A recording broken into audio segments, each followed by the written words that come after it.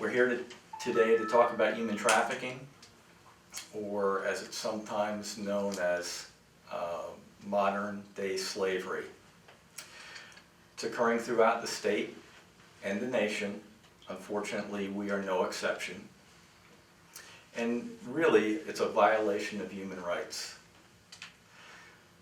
So today, working together with Attorney General Pam Bondi, FDLE, the Collier County Sheriff's Office, and along with Charlotte County, Hendry County, Lee County, and Hillsborough County Sheriff's Offices, we are announcing with them the arrest of 15 suspects for human trafficking.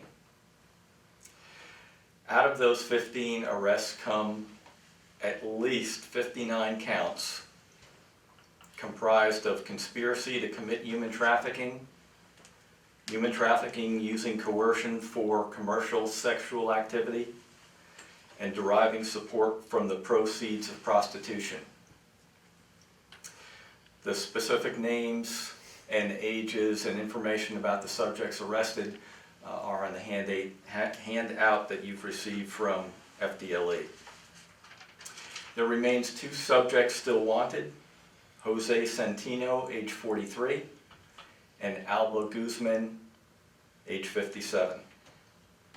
The human trafficking ring operated in Collier, Lee, Hendry, Polk, and Dade counties. It's one of those criminal organizations that has committed such heinous crimes, not such that we have seen in our history with human trafficking here in the area. It is also the largest human trafficking case in Collier County, and probably one of the largest in the state of Florida.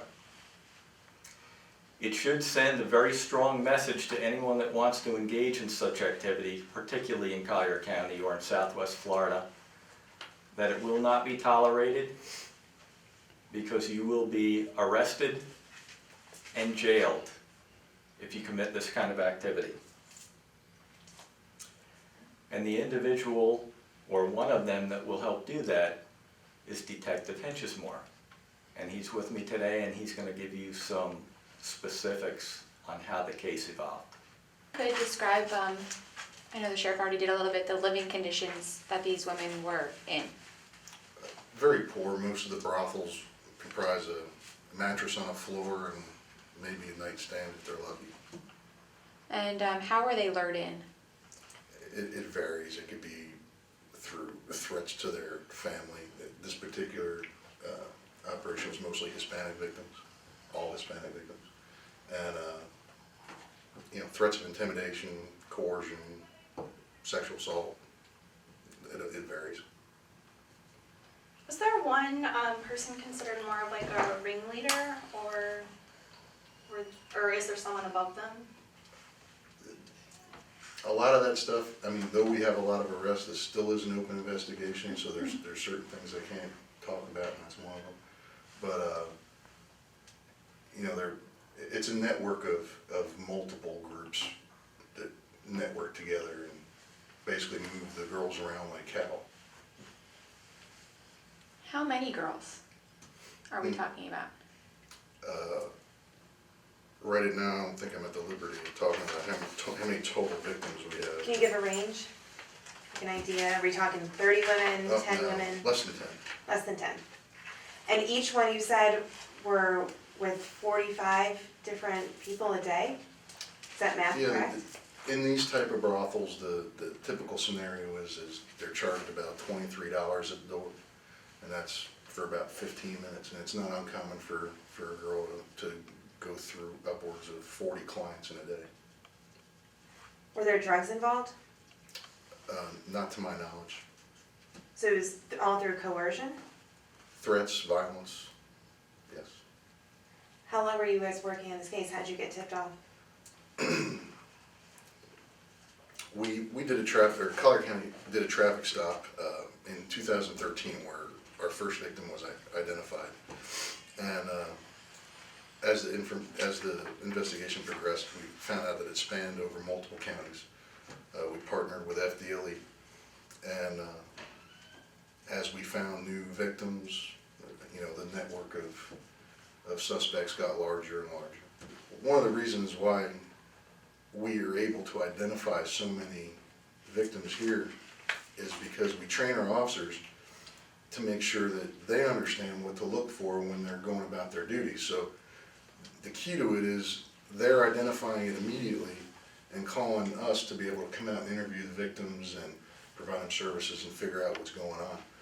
The longer the span goes before we get to talk to a victim, the harder it is for us to put a case together. So our deputies, we spend a lot of time training them. The new deputies are just come out of the academy even, and other agencies also. And the training of the first line responders is really important because it keeps them from missing the little teeny things that would help them identify if someone's being exploited.